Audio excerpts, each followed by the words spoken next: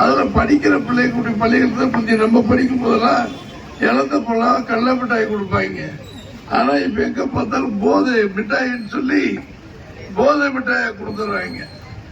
எனவே இது ஒரு மோசமான ஆட்சி என்பதற்கு இதெல்லாம் ஒரு சாட்சி. நம்பர் 1. அப்படி போகுதுன்னா நம்ம ஆட்சி வந்து என்ன பண்ணுவீங்க அப்படின்னு திமுக காரங்க மற்றவங்க கேட்பாங்க. நியாயமான கேள்வி. எடப்பாடியார் ஆட்சிக்கு வந்தால் 10,000 ரூபாய் ஒவ்வொரு வீட்டுக்கும் வர வைக்கப்படும். அம்மா 10,000 இல்ல அவங்க எது கை சாப்பிட்டு பாவம் ஏதோ கொஞ்சம் யோசனையில் இருப்பாங்க. காலகாலத்தால வந்து அதுக்கு காளியம் கோயிலுக்கு முன்னால என்ன சொல்ல போறாங்கன்னு தெரியாம வேலைகளை பாத்திர மண்டங்களை போட்டு வந்திருப்பாங்க.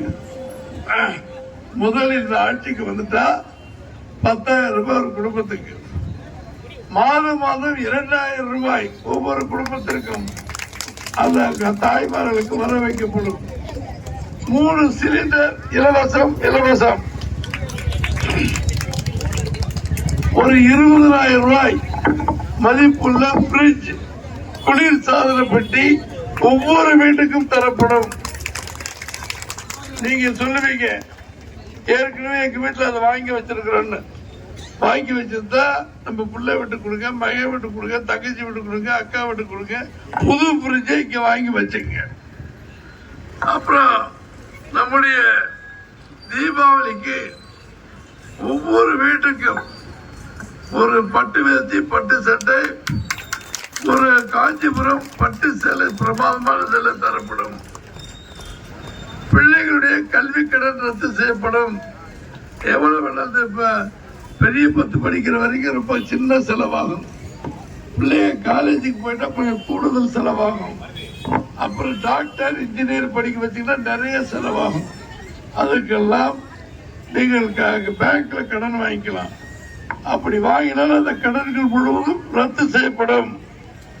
நம்ம 60 வயசு 65 வயசு முதியோர்களுக்கு வீடு தேடி 2,000 ரூபாய் கணக்கு வைக்கப்படும். பெரியவங்க வீட்டில் இருப்பாங்க இல்லையா, அவங்களுக்கு 2,000 ரூபாய் தரப்படும். அப்புறம் பொங்கல் பரிசு கொடுக்கும் போது அரிசி, மட்டை வெல்லம், கரும்பு இதுகளோட 1,000 ரூபாய் ஒவ்வொரு வீட்டுக்கு தரப்படும். மாடுகளா தட்டலாப்பா என்னடா யோசனை அவங்களுக்கு தான் புரியல. ஆனா குலகார பாவிகளா. அப்புறம் ஒவ்வொரு பிள்ளைகள், நம்ம வீட்டில் இருக்கிற பிள்ளைகள், படிக்கிற பிள்ளைங்க, வேலைக்கு போற பிள்ளைங்க ஸ்கூட்டர் வாங்கலாம்னு சொன்னா 25,000 ரூபாய் அதுக்கு மானியமாக தரப்படும். ஆட்டோ வாங்குறதுக்கு 75,000 ரூபாய் மானியமாக இலவசமாக தரப்படும்.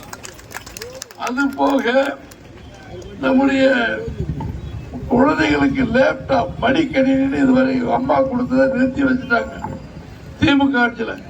அது இலவசமாக 100 ரூபாய் கட்டணும். 100 ரூபாய், அதாவது 100 யூனிட் எரிஞ்ச இலவசம். இன்னைக்கு 500, 1000, 2000, 3000. அம்மா உண்மைதானம்மா? இதெல்லாம் தெரியுதா உங்களுக்கு? அதான் அது கொடுத்தா பேசுற நேரம் அதை சொல்றேன்.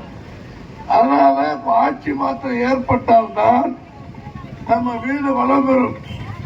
எல்லாருக்கும் 10,000 ரூபாய் 2,000 ரூபாய்க்கு செக்கு நாளையில இருந்து கொடுக்க போறோம். எல்லாரும் பத்திரமா வச்சுக்க. வீடு தேடி 10,000 ஒண்ணு 2,000 உங்களுக்கு வந்து சேர்ந்துடும். நாளைக்கு அதை கொடுக்க ஆரம்பிக்கிறோம். நம்பர் 1. நம்பர் 2, அது ஏமாத்துறதுக்கு 8,000 ரூபாய்க்கு ஒரு கோப்பன் கொடுப்பாங்க திமுக. அதெல்லாம் சும்மா ஏமாத்து வேலை. அதனால மக்களுக்கு உண்மையா செய்வதை நாங்கள் சொல்றோம். எம்ஜிஆர் காலத்திலயும் அம்மா காலத்திலயும் எப்படி நினைச்சா அது எடப்பாடி நல்ல ஆட்சி கொடுத்தாரு. சட்ட ஒழுங்கு கெடாத ஆட்சி. பிள்ளைகள் பாதுகாப்பா இருந்தாங்க, காலேஜ் பள்ளிக்கூடத்துக்கு போயிட்டு வந்தாங்க. எல்லாம் சிறப்பா இருந்துச்சு.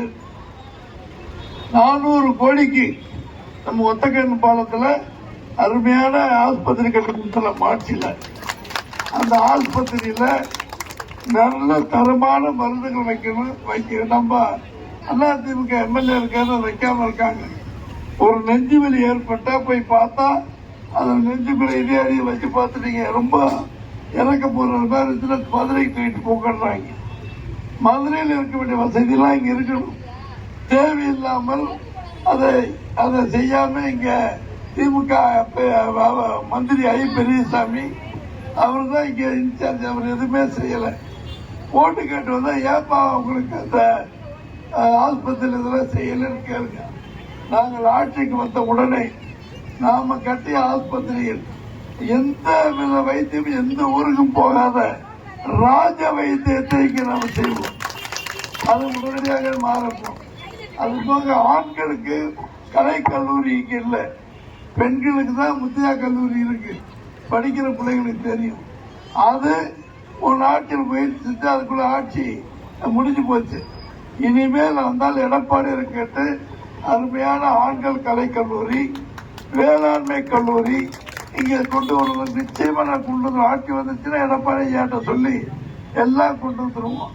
அது போக நம்ம ஆட்சியில தான் காவேரியிலிருந்து கரூரிலிருந்து குடிநீர் கொண்டு வந்து 15 நாளைக்கு ஒரு கொடுத்த தண்ணீரை தினசரி கொடுத்து வந்தோம். இப்போ அவர் பேசுறாங்க திமுக வேட்பாளர், அவர் எங்க போனாலும் குடி தண்ணீர் இல்லைன்னு சொல்றாங்களா கிராமத்துல நம்ம டவுன்ல. அதுக்கு நாங்க என்ன போட முடியும்? மேயரா இவரு திமுக அம்மா இருக்காங்க, துணை மேயரா இன்னொருத்தர் இருக்காரு. எங்க மேயர் இங்க இருக்கிறார், நம்ம மேயர் முதல் மேயர் கை கும்பிடப்பா, துணை மேயர் பல்ராஜ் ஐயா.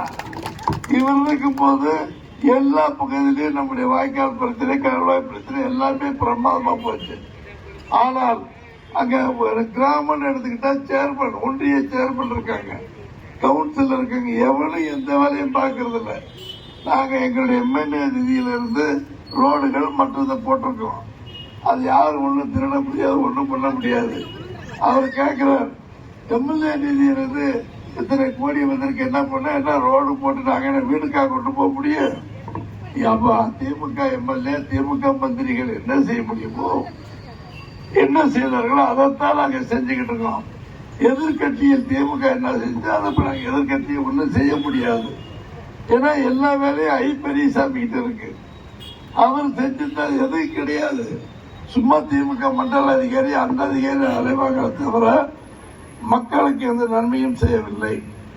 ஆட்சிக்கு வந்தால் இவ அத்தனையும் மாறி குடிநீர் பிரச்சனை இருந்தால் அது இருக்குதுனாக்கா அதுக்கு நாங்க எல்லாம் சரி செஞ்சிடறோம். மற்ற சட்ட ஒழுங்கு பிரச்சனை எல்லாமே பார்த்துக்கிறோம். இப்ப நாங்க இந்த நாட்டாம அழகர் சாமி ஐயா 3 மாசம் எல்லாத்துக்கும் எங்களுக்கு அன்பான வரவேற்பு கொடுத்து சாமியில இங்க வச்சு பேசினாரு. இப்ப பேசுனா அது வேட்பாளரை ஒருதலை பட்சமாக ஆதரிச்ச மாதிரி வந்துட்டு ஐயா வாழ்க வாழ்கன்னு சொல்லிட்டாரு. இது தர்மம், தப்பே ஒண்ணு இல்லை.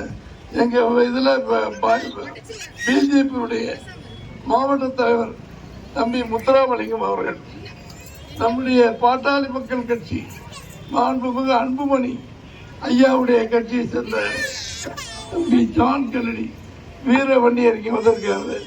அதுபோல நம்முடைய ஜி கே வாசனையா கட்சியை சேர்ந்த நிதிஷ் மாவட்ட தலைவர் வந்திருக்காரு.